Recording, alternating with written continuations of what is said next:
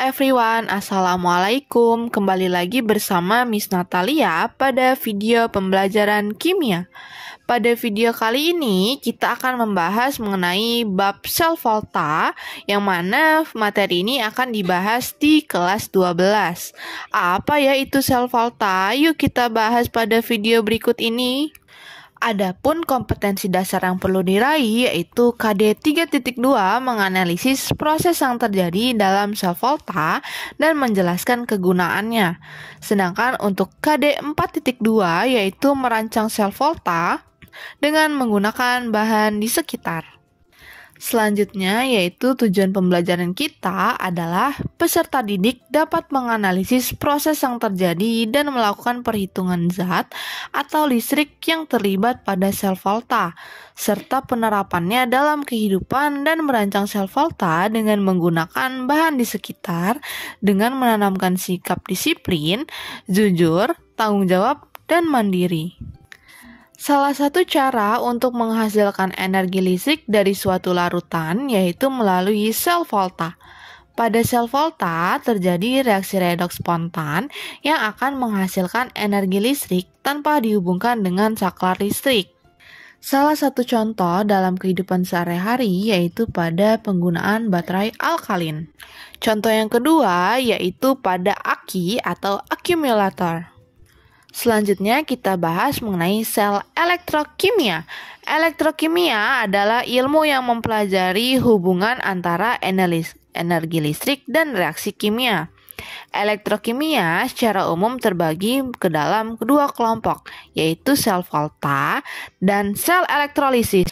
Sel volta pertama kali dipelajari oleh Luigi Galvani pada tahun 1780 dan Alessandro Volta pada tahun 1800, sehingga disebut sel Galvani atau sel volta. Keduanya menemukan adanya pembentukan energi listrik dari reaksi kimia tersebut. Sel volta adalah sel elektrokimia yang dapat menghasilkan arus listrik dari suatu reaksi kimia yang spontan. Kenapa ya sel volta itu bisa menghasilkan arus listrik? Yuk kita lihat pada komponen susunan sel volta berikut ini. Berikut adalah susunan dari sel volta.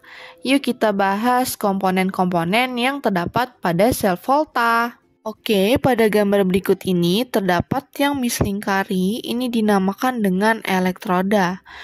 Elektroda adalah batangan atau lempengan atau plat logam atau juga kawat di mana terjadinya reaksi reduksi dan oksidasi. Elektroda terdapat dua jenis. Ada yang berkutub negatif dan juga ada yang berkutub positif. Untuk yang berkutub negatif disebut dengan anoda, yaitu tempat terjadinya reaksi oksidasi atau pelepasan elektron. Sedangkan untuk kutub positif disebut dengan katoda, yaitu proses terjadinya reaksi reduksi atau penangkapan elektron.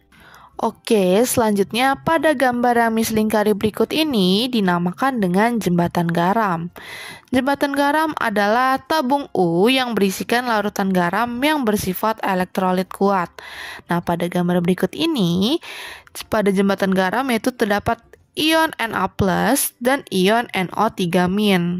Selanjutnya yaitu pada gambar yang mislingkari ini disebut dengan voltmeter. Voltmeter adalah alat untuk mengukur besar tegangan listrik dalam suatu rangkaian listrik. Oke, selanjutnya di sini ada yang mislingkari dinamakan dengan larutan elektrolit. Larutan elektrolit yaitu larutan yang dapat menghantarkan arus listrik. Nah, pada gambar berikut ini terdapat dua jenis larutan elektrolit. Untuk di sisi sebelah kiri yaitu ada larutan ZnNO3 2 kali, sedangkan untuk di gelas kimia sebelah kanan itu adalah larutan CuNO3 2 kali. Oke, sekian pembahasan Miss pada video pembelajaran kali ini. Miss akhiri. Wabillahi taufiq walhidayah. Wassalamualaikum warahmatullahi wabarakatuh. Thank you for watching, guys.